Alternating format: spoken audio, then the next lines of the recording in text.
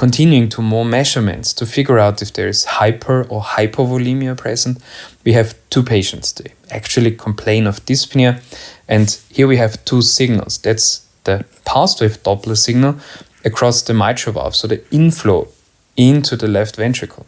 And those two signals, they are entirely different. If you want to know more about diastolic dysfunction, go to the designated video. In this case, we are just looking at this signal for now, because here we have a very, very large E and a small A wave, and here we have a small E and a large A wave. So the E wave is the suction of the ventricle, the A wave is atrial contraction. So in this case, it's very steep and high, and in this case, it's very, very low. The first one is Daniela. Daniela is 52 years old. She had a huge anterior myocardial infarction, severely reduced ejection fraction with 15 to 20%, and she truly feels bad. Dyspnea, presenting with dyspnea with this signal. Ulrich, on the other hand, he is 68. He had diarrhea, hypertension, diabetes. He likes to drink beer, and he also presented confused and stated being dyspneic. Daniela, does she need volume? Well, clearly no. This is a so-called restrictive filling pattern. E to A exceeds 2. This is actually 2.6. And in terms of diastolic dysfunction, this is diastolic dysfunction grade 3. What is more important, this is a case of restrictive filling, which equals always elevated filling pressures. You can see that also the heart has to be damaged. So in a young, healthy individual, a very sporting individual, athlete, so you can even find E to A ratios above 2, above 3. But in a case of severely reduced left ventricular function, in a case where the patient is beginning to decompensate, we see the dilated IVC here. Even with contrast imaging, you see a dilatation of the IVC with a reduction in collapsibility. Also, lung ultrasound did show some B lines where you can assume that there's pulmonary congestion present. There were also small pleural effusions. So overall, this is a fitting image for a patient who definitely does not need volume. On the ICU, for example, if you see this restrictive filling pattern, always be careful with volume administration.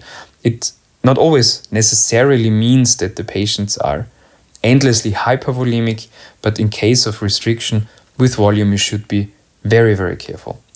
Another information with her echocardiographic exam is that the E to E prime ratio, again let me refer you to the video of diastolic dysfunction, is elevated. So before the acute decompensation, it was in the range of 15 mean measurements, so medial and lateral.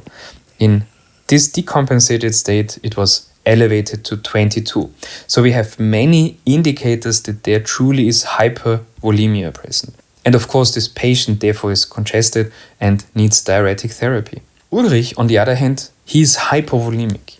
Just take a look at this signal. So this very small E wave means that the ventricle, the suction of the ventricle is very, very weak. So the large A wave means that there's hypovolemia present. So this very small E wave compared to the very large A wave can hint towards hypovolemia. Also in younger patients, this is not a normal Doppler signal. So all the time in younger individuals, 40, 50 years of age, if you have a smaller E compared to the A wave, you always should ask, did you drink enough? What points towards the hypovolemia of this patient is also the blood flow. It's everywhere showing turbulent flow, and the ventricle, the walls are there, they are thickened, but still you can see that the entire ventricle is almost obliterated. So really there is little volume present in the ventricle. It shows a hyperdynamic ejection fraction and pointing towards, with this small E and this tall A wave, towards hypovolemia. This patient needs fluids. Furthermore, you can measure gradients. So when you use the continuous wave Doppler across the aortic valve, you get several signals and several measurements you can perform. The peak gradient here is very high, around 90 millimeters of mercury, but there's always the question, is this an LVOT gradient or is this a midventricular gradient? And to summarize, Ulrich suffers from hypovolemia because of his previously discussed conditions. Continuing our exam, you see that the IVC is also collapsing entirely, and we even performed a TE study. So on the one hand, he also had infection, But we also wanted to make sure that there is no real LVOT obstruction present. And you can see that here is the mitral valve, the aortic valve to a certain degree. It looks calcified. And this is the interventricular septum. And the SAM phenomenon is a systolic anterior motion of the mitral valve, where the anterior leaflet of the mitral valve is pushed towards the interventricular septum, creating an LVOT obstruction, a dynamic obstruction, and on the other hand, mitral regurgitation in this patient who clearly has no signs of hypertrophic cardiomyopathy, but still a thickened left ventricle. In this case, there is no real SAM present. There is probably some turbulent flow here. There's a chordal SAM, so the chordae tendineae are a little bit pulled into the left ventricular outflow tract, but overall, it doesn't point towards severe SAM. So what we have seen before, this very dagger-shaped steep curve at the end, this points towards mid-ventricular obstruction, which you can also see even though the image quality for the ventricles is reduced in the TE study in this loop. So remember, E to A ratio above 2 equals restriction, restrictive filling patterns with elevated left ventricular and left atrial pressures. Be aware, of course, as I mentioned before, this could also be a normal finding in athletes. Again, you can take a look at your patient, you can perform additional views to figure out if it's truly a hint towards hypervolemia or if it is simply a very young, very athletic person sitting in front of you. The small E wave, the large A wave, shows that there is most likely volume needed also in the intensive care unit setting, also in intubated patients.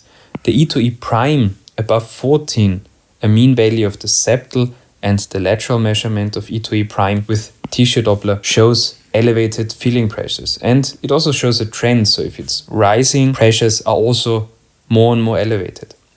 Additionally, you can look at left ventricular ejection fraction. Is it reduced, as we have seen in the patient with coronary artery disease with a huge infarction before, or is it hyperdynamic? The IVC, is it collapsed or dilated? Does it fit the other findings? Is there a systolic anterior motion of the mitral valve, which has to lead a very careful use of catecholamines and volume support for this patient, because catecholamines can even worsen the SAM and the LVOT gradient, and you can use the continuous wave Doppler to visualize it and the pulse wave Doppler for guidance to see where actually the problem is originating. Is it from the LVOT, truly from the LVOT, or is it interventricularly, or is it even in the apical regions? And one thing I want to discuss, in our emergency setting, we very often use ultrasound with also ECG, but as you can see, we not always use it, but I would still recommend all the time you're scanning a patient. And when you think about placing an ECG, and you have to remember doing it.